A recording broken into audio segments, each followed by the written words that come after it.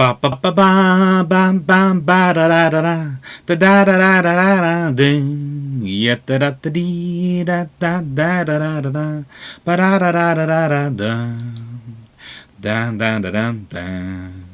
Hello everyone and welcome to the Kynda class, aka the Groznys, as the Soviets sort of called them. Sort of.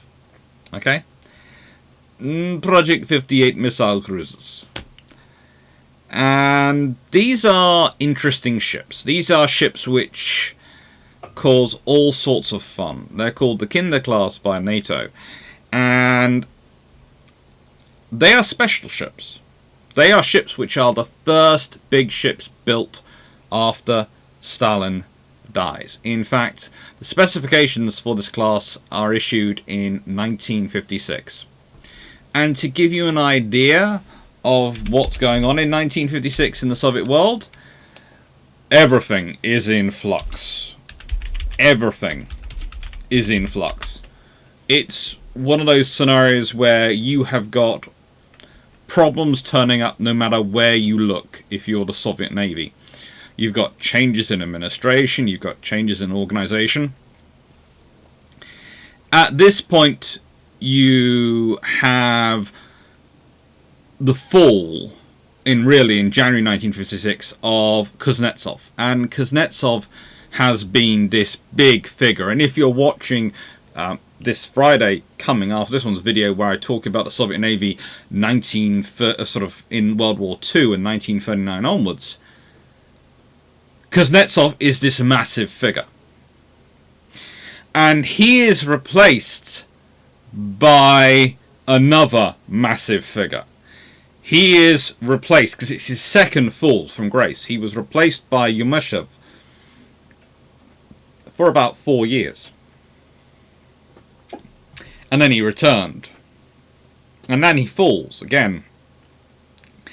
And Gorshkov rises to power. And Gorshkov is something amazing. Gorshkov will be in charge of the Soviet Navy for 29 years, 337 days. I mean, when you are numbering days before you make 30 years in charge of Commander-in-Chief of the Soviet Navy, you are something. So you got these two political titans have been running the Soviet Navy. There is a small difference though. Kuznetsov had really not wanted the big ships. He really hadn't. Gorshkov did want the big ships. He had a use for them. He had a purpose for them. Kuznetsov was, to an extent, happy to accept the Sveldov class. And if he'd wanted to, he could have probably continued building the larger ships. Admittedly, Yumyshev did his work there. But Kuznetsov didn't. And these are the personalities that the Soviet Navy has come on from when you get to the Kynda class. You also have this time, you are in a post-Stalin Soviet Union. You are dealing with the rise of Nikita Khrushchev when he is at his starting to head towards his most powerful. And this is a quote from him. Stalin called everyone who didn't agree with him an enemy of the people. He said that they wanted to restore the old order, and for this purpose, the enemies of the people had linked up with forces of reaction internationally. As a result, several 100,000 honest people perished. Everyone lived in fear in those days. Everyone expected that at any moment there would be a knock on the door in the middle of the night, and that knock on the door would prove fatal. People, not to Stalin's liking, were annihilated. Honest party members, irreproachable people, loyal and hard workers for our cause, who had gone through the school of revolutionary struggle under Lenin's leadership. This was utter and complete arbitrariness. And now is all this to be forgiven and forgotten? Never. Beware of revolutions, and beware of revolutionaries, because it tends to carry on round. And whatever you do in your revolution to achieve power will be done to you, most likely at some point. So if you are a revolution of bloodshed, expect it to be done to you. if you are a revolution of, I don't know, compelled speech, expect you to have your speech compelled at certain times. If everyone is required by law to speak in a certain way, to say certain things, expect it to come back, because whatever good reason you put for enforcing those rules, etc., there will be people who will get to power. They will look nice. They will clothe themselves in the attributes and the reasons for originally putting in those rules. But once they get power, they will use those rules, they will abuse those rules to preserve their power. Because there are always people who are seeking power for power's sake. They will clothe themselves in the goodness. This discussion has been had many times in history, especially in Eastern Europe, since the fall of the Cold War, when you've dealt with people coming out of those states, which were controlled by the Soviet Union. They were building systems which were often dependent upon the first generation of very good people who had risen up and seen the struggles and seen the badness. And the trouble is, you can build laws and rules into your constitution which are perfectly fine with reasonable good people in charge. But the next generation, and the generation after that, you have no guarantee who or what they are going to be like.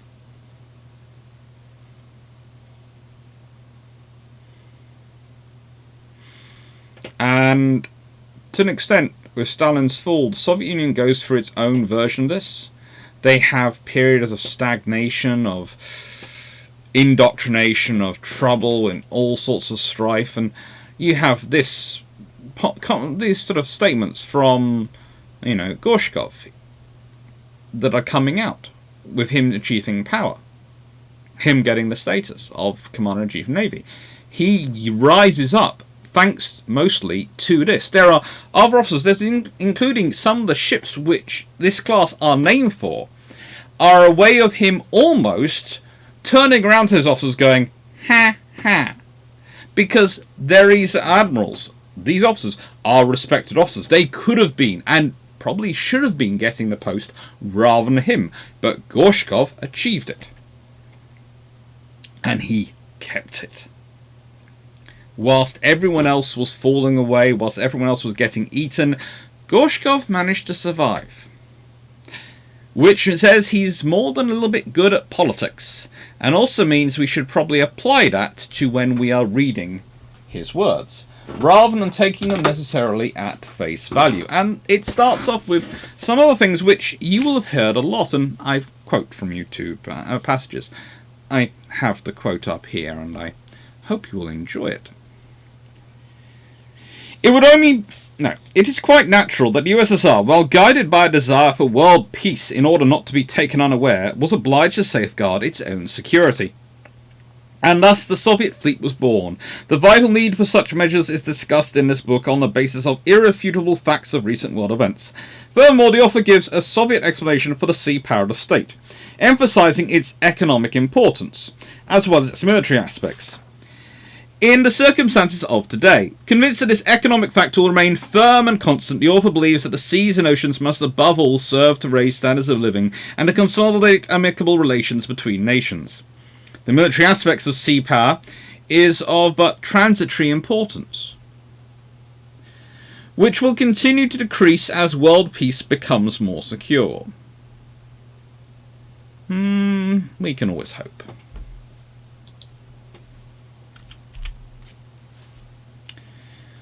This belongs, however, to the realm of the future. Thanks to the constant efforts on the part of the socialist countries and all other peace-loving forces, there has been a noticeable thaw and detente in international relations. In the West, anti-Soviet propaganda is still rife, while the military budget continues to soar. New types of weapons are being invented and new military and military naval bases established, constituting firm evidence of armed strength.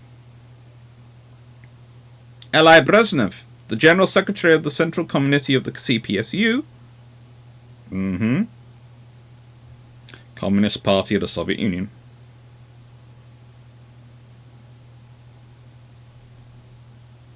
gave a clear and convincing reply to this show of force when he appeared on French television on 5th of October 1976. The Soviet Union has never threatened anyone and is not doing so now. It is ready to agree to mutual restriction on armed forces at any time. We are obliged, I repeat, obliged to protect our defence systems because we are faced with an unrestrained arms race. Now, there is some small problems with that, apart from its minor rewriting of histories. Finland, Baltic states,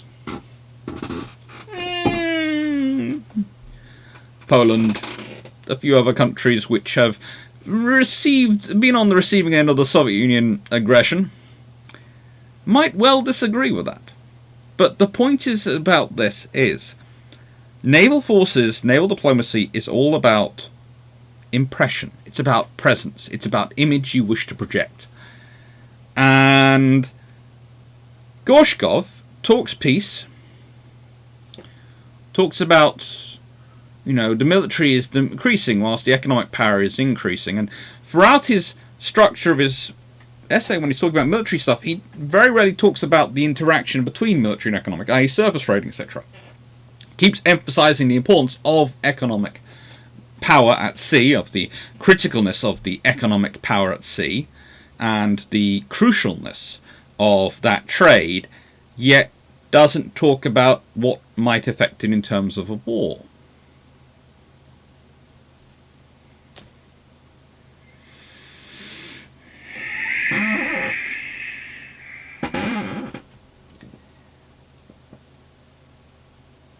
It's a clever bluff, in a way, because I've had colleagues who've read Gorshkov's book and go, no, he never talks about it, so he's never planning on actually attacking commerce. He's not doing commerce trading, he's not continuing it. Well then, why does he push and maintain the completion of not only Sveldovs and get them in service and upgraded them, and keep doing their diplomatic patrols? But why does he then build this class? As his first big point. He has to put a lot of political capital to build these ships. Oh, well, these ships are... Well, what are they? They're missile cruisers. That's what they are.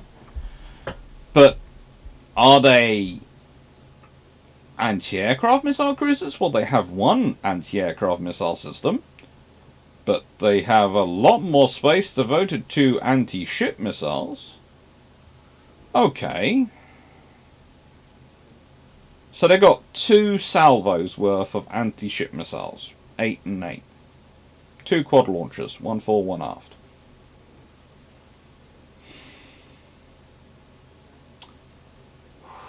What could you use those for? Would you be attacking a surface group? That's an interesting question. A battle group? In this period, yes, maybe. In 1960s, those missiles could be devastating. But they could also be used to attack convoys. And let's be honest, convoyed merchant ships are going to be far harder to defend. And you could attack surface targets, land targets with them. There are lots of options, really. Those ships suddenly become very problematic things. And whereas traditionally with the Sveldov class you draw a circle around it which encompassed its 6-inch guns.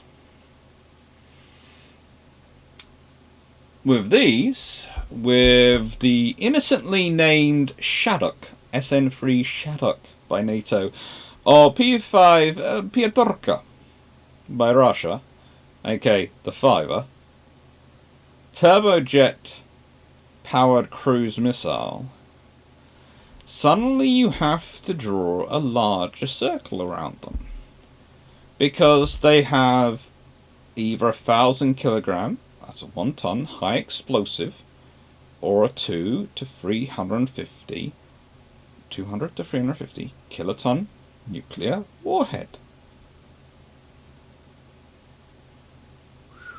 They're inertially guided. And, well, the ones mounted on surface ships could certainly go further than the ones mounted on submarines.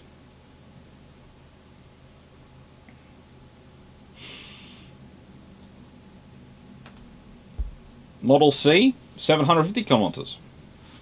Model A and B, 450 kilometers. That's a big circle. And yes, okay, maybe you're talking about a surface raider, but maybe you're talking about something which is a lone ship which attacks a port or a harbour. A nuclear warhead, especially in the 1960s, could do a lot of damage. In the 1960s, nuclear weapons are still treated as this amazing thing. Now, the vitals according to most public sources, and please note I'm saying vitals according to most public sources because I'm not quite sure I agree with all these vitals, and there is a reason for that, and that will be in the next slide. But I want to discuss this because I know where most of the people go when they want to check my data, and so I always make sure I have at least one section. If it agrees with that, then that's fine. If it doesn't, I will make sure and explain why. Displacement, 4,400 tons in standard, 5,500 tons full loaded. So, yeah, not the largest cruisers known to mankind, but definitely into the cruiser sizings for the 1960s. Bigger the destroyers, and one of the things that you have to note about them is they do definitely have a cruiser line hull. They are far bigger than the Soviet destroyers being built at the time.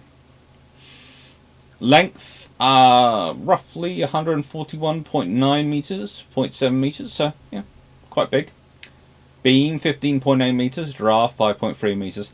Honestly, in the Soviet Union, you have to learn to think more of in meters and metric than in imperial. I put the imperial there because I do know there are some people who will be doing the conversion in their heads, and I want them to be able to check the figures. Power. 4 boilers supplied 2 steam turbines to drive 2 shafts with 100,000 shaft horsepower for a top speed of 34 knots. Now this is where you get something interesting.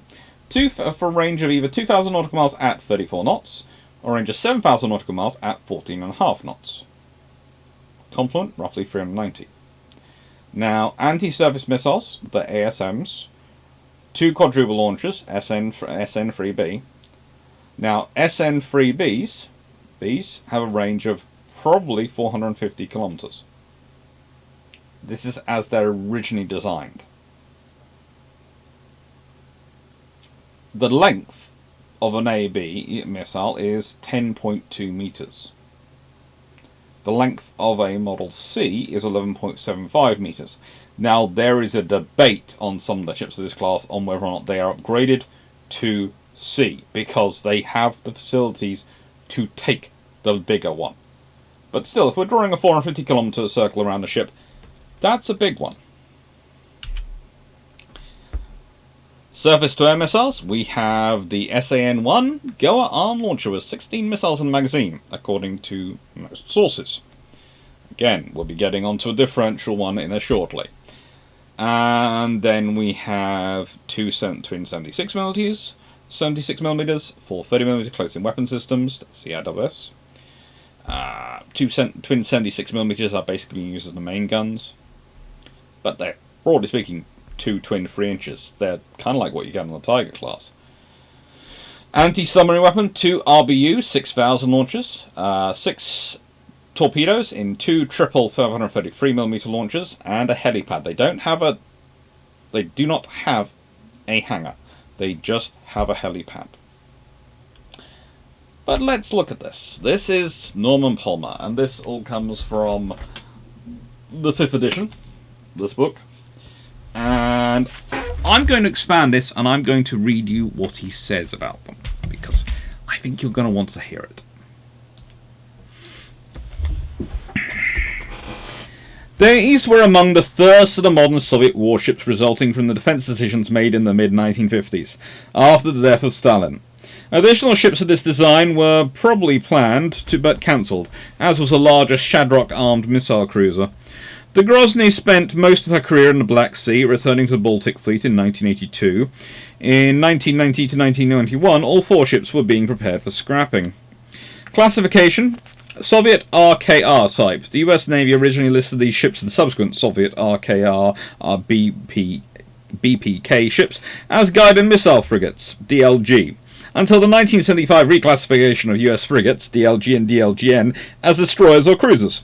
At that time, the Soviet RKR and BPK classes were changed to cruisers. Design: the Kynda class cruisers are only slightly longer than the Krupny and Kildin destroyer classes, but have lines more akin to a cruiser hull and significantly more firepower.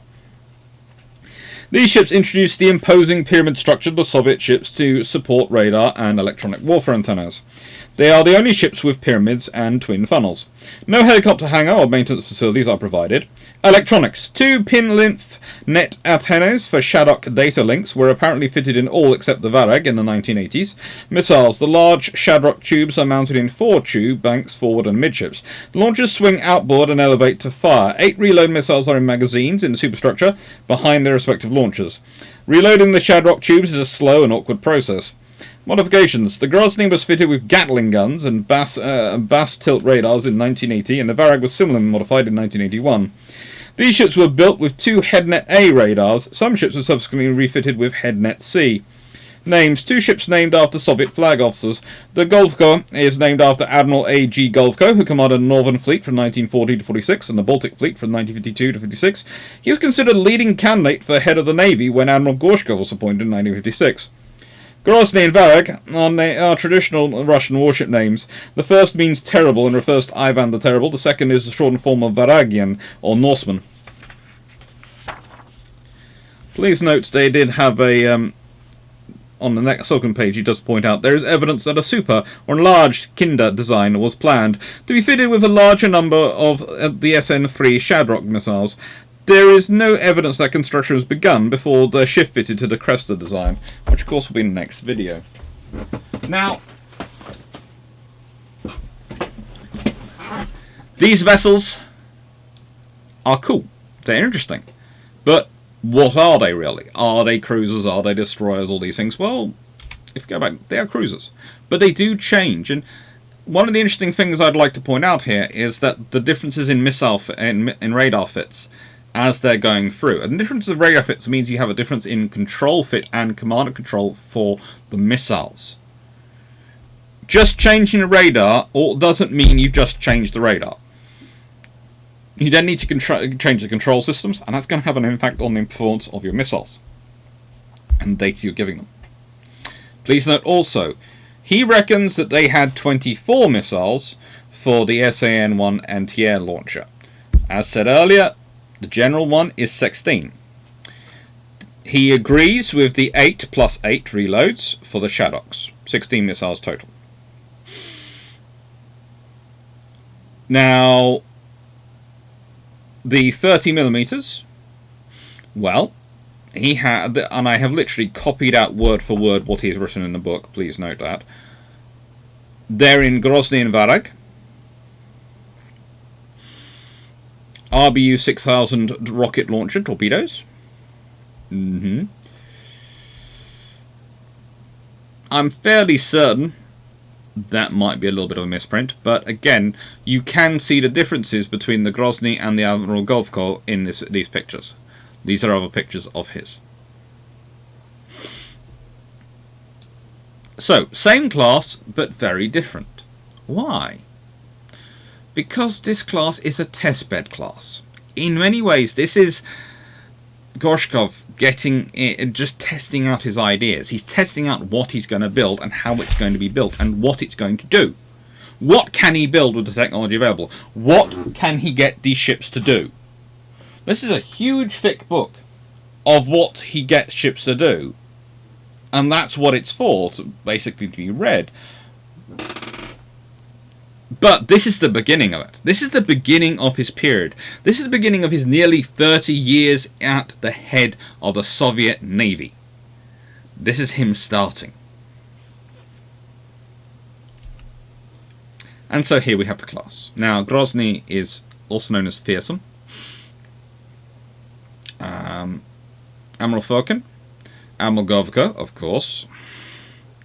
Originally going to be called Valorius, and the Firkin was originally going to be called Watchful, or Stragushki, Watchful. Varag, originally going to be called Sovatsaneni, which is Shrewd.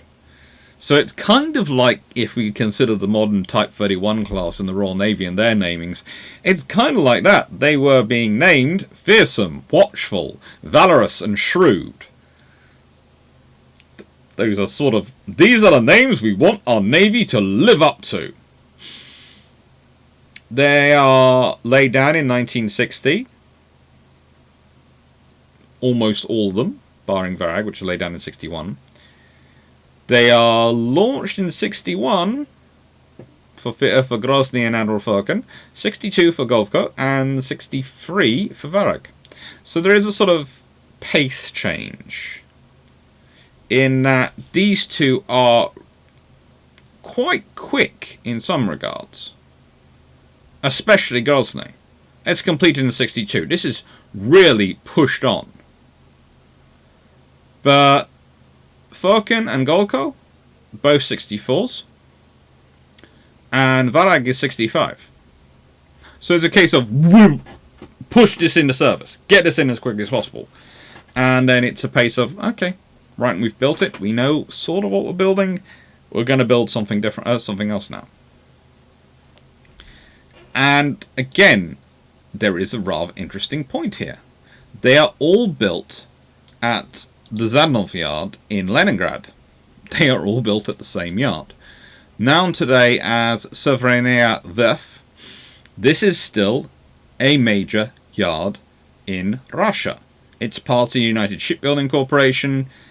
It's built the Gorshkov, the Admiral Gorshkov class. Well, it's got 6 under construction. It's Groznyy class, Stragushki class. It's building them. Udaloys, it's built Sovremenys, Krivaks, Krestas, of course, Kashiskadas. But you can go back, and since 1949, they have been building destroyers and cruisers and destroyers and cruisers. Admittedly, lately frigates and corvettes, but that's what the Russian Navy is building these days, frigates and corvettes. This shipyard has been critical. It had been badly damaged in World War II. It was rebuilt and enlarged after the war using plundered equipment and machines from Germany, and specialised in larger surface warships from that point onwards.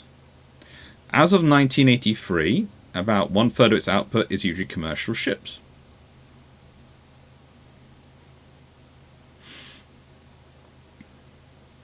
As of 1998, it had 4 slips in covered in berth and 4 open air slipways, launch and hoisting facilities with a floating dock that has a capacity of 10,000 tons, and a closed dry dock which is 270 meters by 150 meters by 78 meters for large vessels, which was being completed in 1998 and is now available.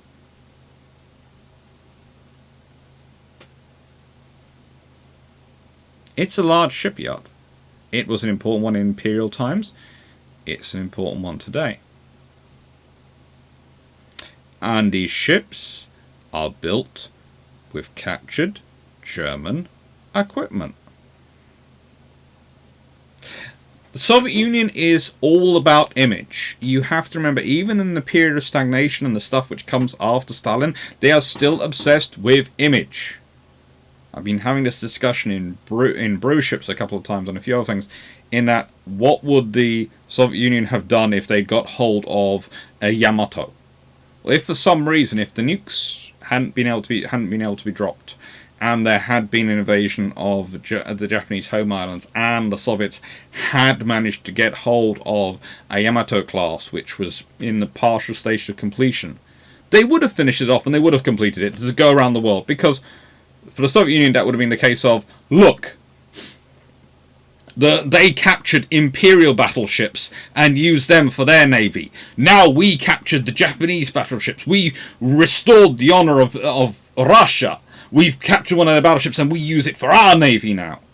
Would have caused all sorts of fun. Building the new pride of the Soviet Navy, their beating heart, the visible beating heart, because whilst you have these submarines with the missiles, they're great capability, they're a great warfighting capability, they're not a great image projection capability, because the moment you have a submarine which has these great big missiles surface next to someone's coastline, they're going to get, well, it's not going to be a case of they're going to be able to go, oh, okay, you're scary and powerful, we have to be careful of you. They're going to go, you are scary, we're going to war. Or rather, we're thinking about a war footing now, because that is a major threat. It's, how do I put this? The surface ship might carry more missiles, and might therefore be, theoretically therefore, a bigger threat in total firepower. But because you can see it coming,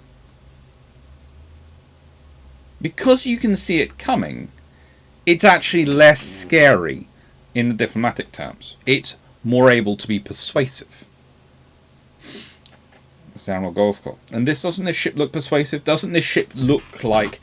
It looks like in the 1960s, imagine what someone would be imagining a modern ship would look like. It's got huge, stonking, great big missiles, the font of current technology.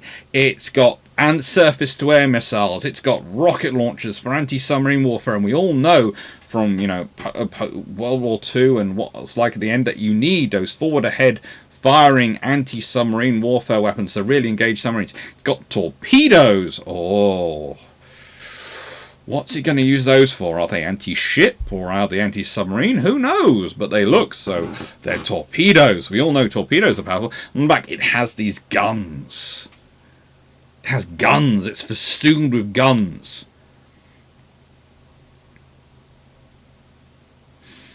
It both has the massive examples of new technology, and it has the weapon systems which those in World War II, who, remember, a large population of the world had served in World War II, would be familiar with, at least in terms of reports, if they hadn't actually used them themselves or seen them in use. So it's got the weapons which you know work, and the weapons which are billed as working, the new leading weapons. It's scary on a political level. It's about image. And it's about causing you trouble. Again, if this ship is somewhere, okay, if it's somewhere, it's a big problem. Wherever it is in the world, as we were talking about when I'm talking about the Sveldov class, if you know where they are in the world, great. You can send something to go and take them down, but you're probably going to be sending a carrier battle group in the 1960s because you ain't got much else. Well, if you've got one of these somewhere in the world, you definitely are having to send a carrier battle group. Because do you really want to risk a surface ship engagement when that thing's got those missiles? Yes, it hasn't got a helicopter necessarily scout around for it, but with its radars, etc., if you're within range of its radars, those missiles can be very problematic for you. And now let's put another scenario. Let's say a Sveldov is along with it as well. So let's say you've got a Sveldov and a Kynda. Suddenly, it's looking quite a scary task group, and it's two ships. It's 700 or so people for the Soviet Union. And how much of a force is it going to require in the 1960s for you to track them down? How easy is it going to be for you to track them down? And the vast majority of their forces will probably be back defending the Soviet Union, trying to keep the Western fleets out of the various areas they're in, securing the flank on the Black Sea and all those things. But those ships are going to be causing you trouble elsewhere.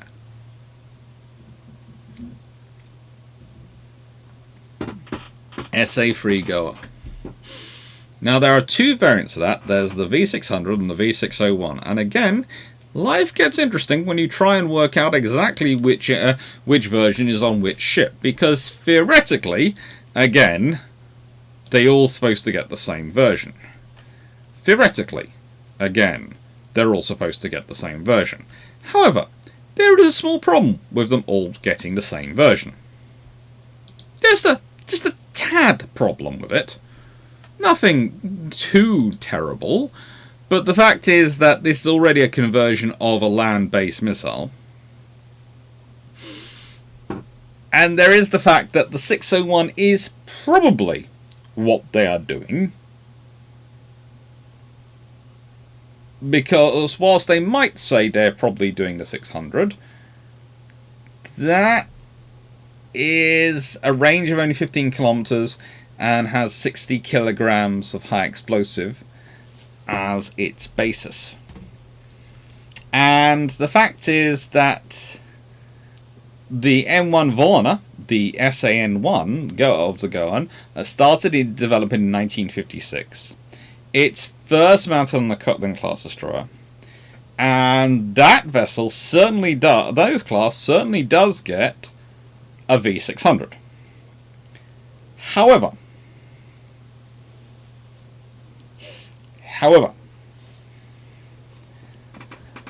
by the time we are talking about 1960s, when these ships are being fitted, they are talking about improved versions of the Volna. Volna M and later Volna P stand, and later improved the V601M missiles, which have, interestingly enough, ranges which are, well, if we consider the Volna systems of the M, which seems to be fitted to these vessels quite early, is given as 22 kilometers, which is the range of the V601.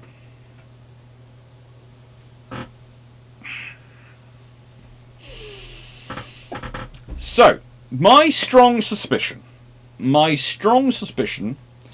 is that the first vessel in the class, the Groznyy, she probably went to sea originally with the V600s. However, and I say this politely, I am fairly certain by the time you got to the Varag being launched, she's going to sea with something which is based on the V601. And if she's not going to sea with it, she's been built to completely take it straight away as soon as it's available.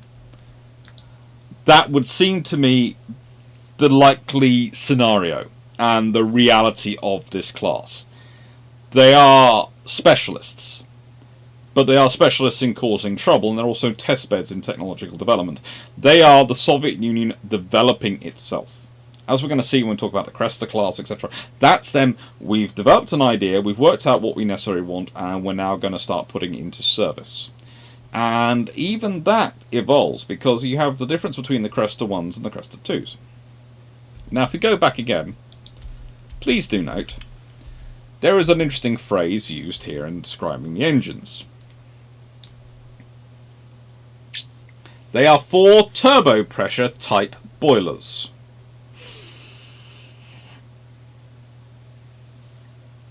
Now, this is where life gets really interesting, because these ships have an interesting experience when it comes to their engines. They can work well, they can be very finicky. They can work well, then they can be downright tempestuous. And then they can work well, and then they can be feeling a bit off. They have moods. They have moods which are definitely, I would argue, reflective of very high pressure. But they're also very reflective of German boiler technology in very high pressure. So I would say these ships owe a lot to German engineering and the Soviet reading of German engineering. And it's one of the interesting things, when you look at the Svalbard class, they're actually pretty good. Their boilers are pretty reliable.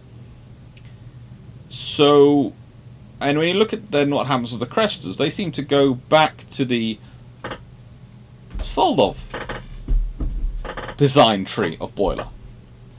So again, I would say the Kynda are a little bit of a testbed going on here. Now, I haven't got really any substantial proof for it, because I haven't gone into the Russian archives and started digging around for these ships, and I haven't even got these were some of the classes which my dad actually didn't manage to get the one around. He managed to get the one around quite a lot, mainly because his work in ship design and developing computer systems to help design ships made him a how do I put this? A favourite target to try and chat up amongst his Soviet colleagues at international conferences. And knowing my dad, he was very happy to be chatted up, but but probably didn't share much that was of any help, because yeah, he was good enough. He was as good at spinning a yarn as anyone, if he wanted to.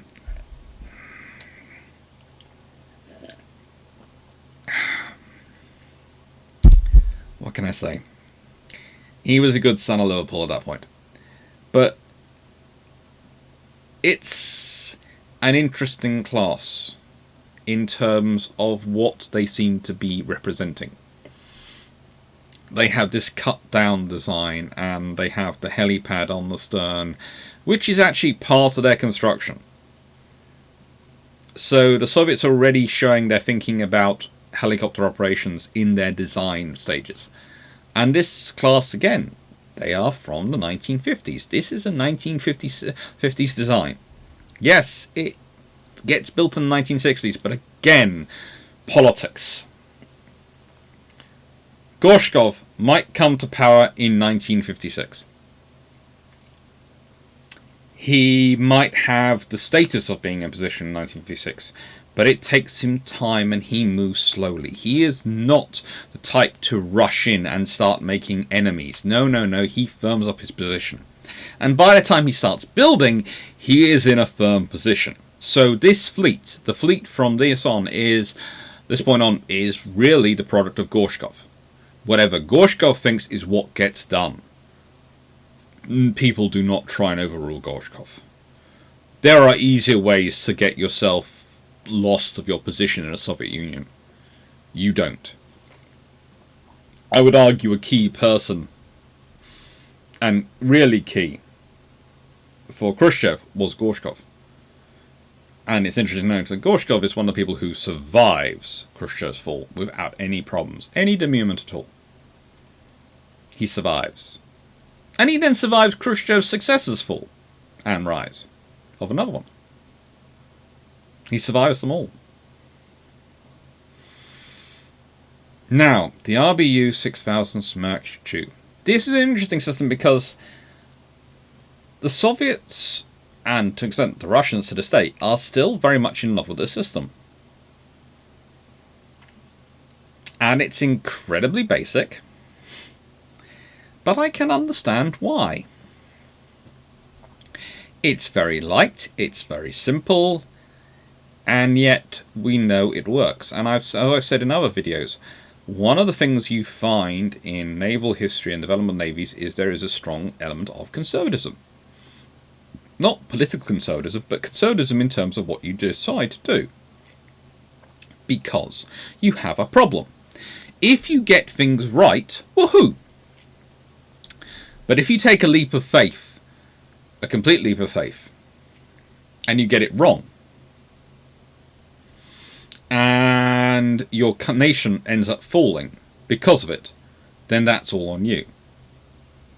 So often when you take a leap of faith, you're in other areas be very conservative, and you'll use something which is an evolution of a proven technology. And the Soviet Union are classic in this, in that almost every single one of the ships, they would never really go for the idea of an entirely missile-based ship. It will always have some guns on it somewhere. And the idea of relying purely on a helicopter for anti-submarine operations, well, definitely wasn't something at this point. But the idea of, just of not having something to take out submarines would be obscene to them. Goodness gracious me, no. Why would you? Why would you do such a risk? It doesn't take up much weight. It's a little over 3 tons empty.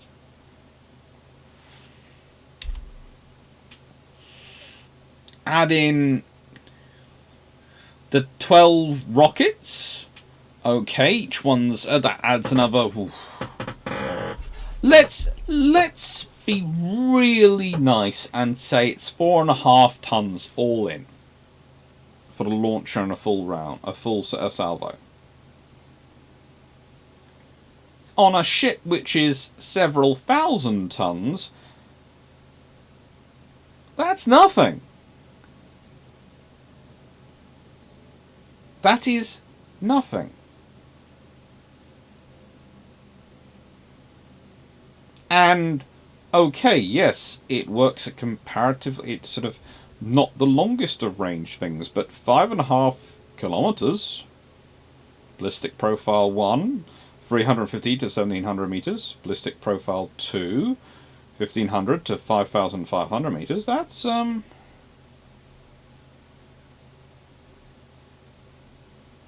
nothing to be sneezed at.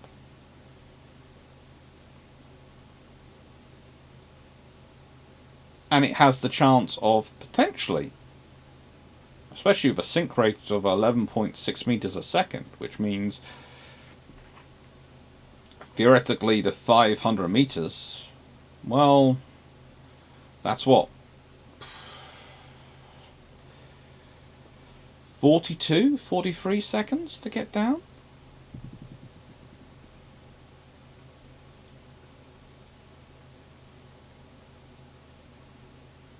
That's time, but considering the design and shaping of Western submarines at the time,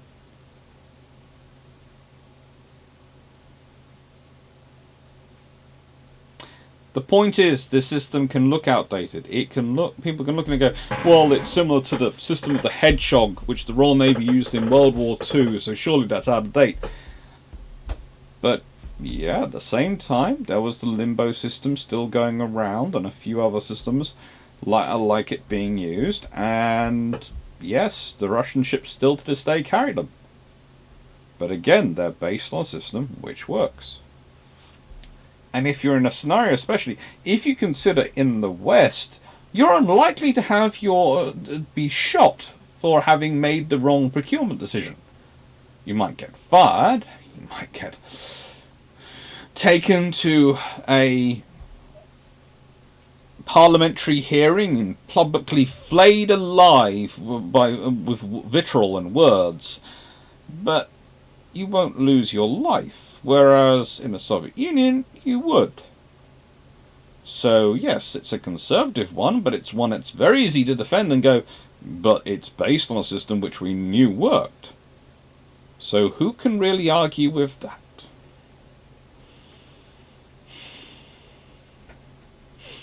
So here you go. You have these ships.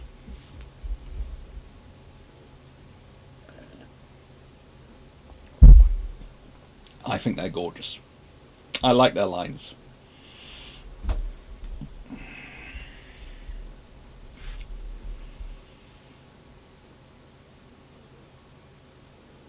But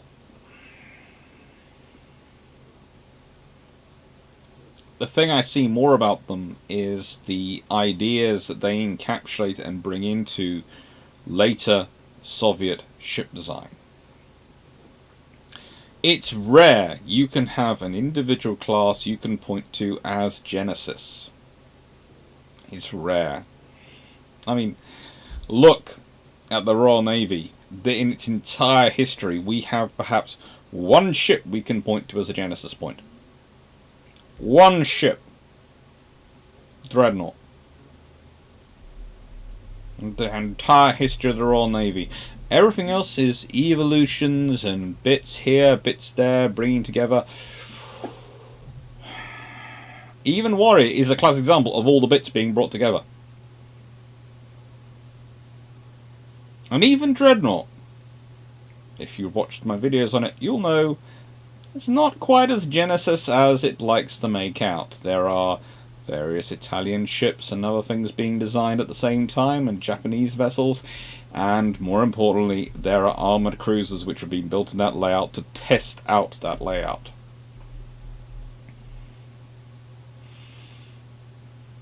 So perhaps those are Genesis point. But either way,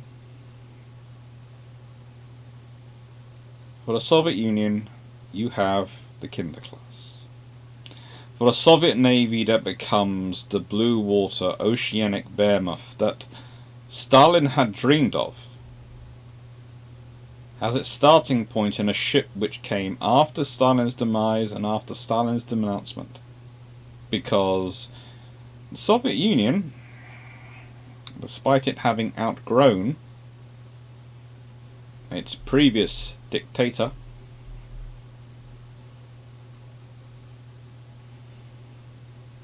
still had the same desire for security, for safety, for global reach, for global presence, and most importantly for the ability to cause disruption to the plans of anyone who would seek to attack it and fight it. Some people turn around and tell me that surface raiders, I'm sure someone wrote it, are the methodology, the components of the loser, of the weaker navy. And you are right. I will never disabuse you of that. But that doesn't mean they're necessarily a bad idea. If you count on them to be a war-winning effort, that is silly. If you count on them to be a distracting effort, which will help your war-winning effort, that is quite possible. If you think having surface raiders around the world will divide your enemy forces so they are less able to defend the primary convoys which are heading for Europe, where the critical land battle is being fought, and anything that delays those convoys, delays those supplies, and that allows you to deploy greater forces versus those convoys with less defense from the enemy is a successful strategy overall, then frankly they start to make sense.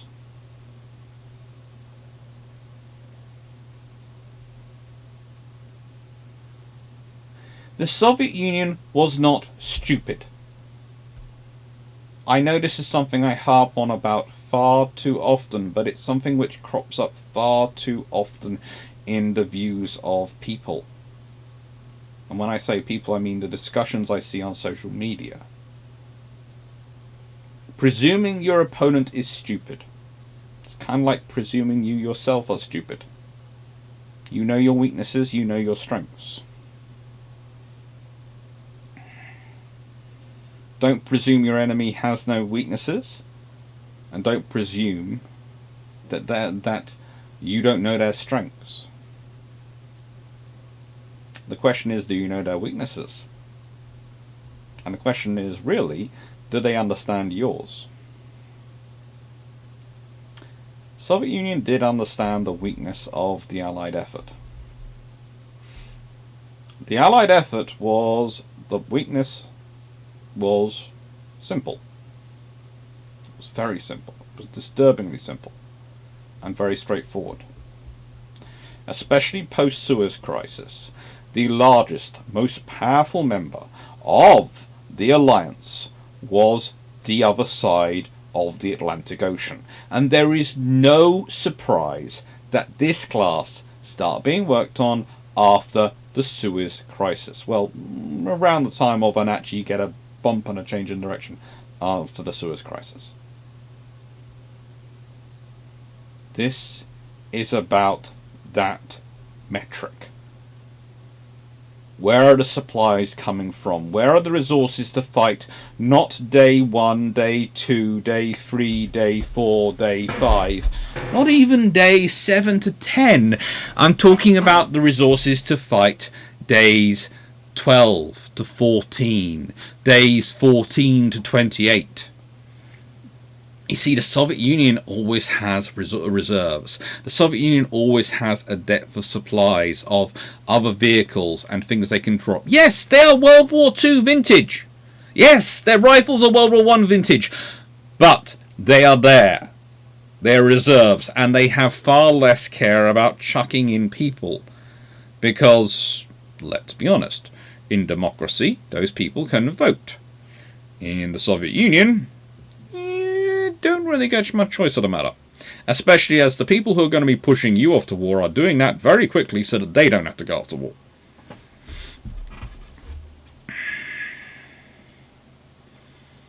So that is what we have going on. These are the Christmas videos coming up.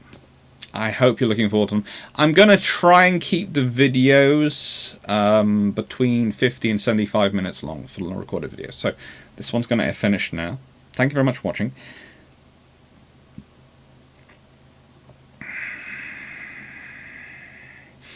And I normally do come up with a question for people to ponder, but this is what I would like